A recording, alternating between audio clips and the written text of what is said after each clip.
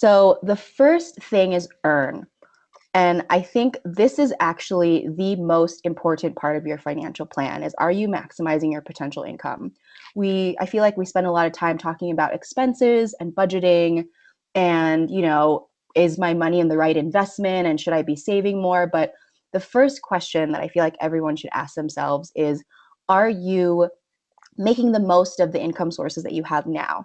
So the first thing is definitely plan to negotiate a raise every year or raise your rates at least once a year. More than the cost of living, I know a lot of jobs offer, that 3% inflation raise. But if you're doing really well at your job, then asking for a promotion at least once a year is completely warranted. The other thing in terms of income is to develop more than one stream of income. And next is saving. So I'm sure you guys have heard this everywhere, but pay yourself first is huge and it's critical. So even if you don't feel like you have any wiggle room, start with something small and you'll start to build the habit. So there's two ways to start thinking about your savings. One is a long-term savings account. And the general rule of thumb is to have 3 to 6 months worth of living expenses into long-term savings. So this is your emergency fund, this is your big goals fund, buying a home, quitting your job, losing your job, needing to buy a new refrigerator, all of that stuff is coming out of long-term savings.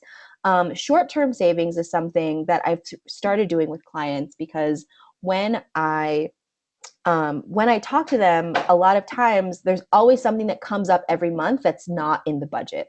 So this is what this account is for. So I would think of your savings in these two terms. The critical thing, though, is to just start saving, no matter what the amount is. And then I guess the next question as we go into this is spend. So knowing how much you should save, again, start small, but part of knowing how much you should save is knowing where the money is going. So one thing that I would encourage you to do is to think of your spending in this importance and urgency matrix.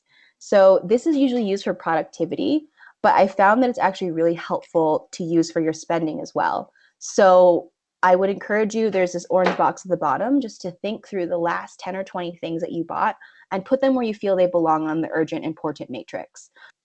The next thing is investing. So this is a critical part of your financial plan as well. Once you've saved, so before you invest, I highly recommend that you actually have money that you just keep in cash. So this 3 to 6 months worth of living expenses actually sits in cash. So there's some DIY ways to do it. One is Scottrade, Schwab, and TradeKing. These are discount brokerages.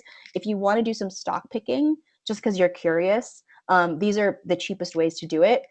If you want to just start small or you're a beginner, Goldbean is awesome. I actually just had the CEO on my radio show, and the premise of Goldbean is you actually link your credit cards and your bank accounts to Goldbean. They analyze your spending and they actually recommend companies that you might want to invest in based on your spending. The next thing is set it and forget it. So Wealthfront and Betterment are what the industry has been calling robo-advisors. You may have heard that term before, you may have not. Most people not in the industry haven't. But robo-advisors are companies that have figured out how to make investing more streamlined and make it more affordable for the average person. So not everybody has $250,000 to invest and work with a professional portfolio manager on. Wealthfront's minimum is $500. Betterment, you can start by investing $100 a month. And both of those companies will take your risk tolerance, so figure out how much risk you're comfortable with, and we'll also figure out how long you want to invest in or your time horizon, and they'll spit out a model for you basically and say these are the mixture of funds spread across all different asset classes that we recommend you invest in, and we will do it for you, and we will charge you 0.25%. We will charge you 0.25% to manage this for the whole year. And then the final way to protect yourself is with an estate plan. So there's 3 big documents that you should think about no matter what. One is your will.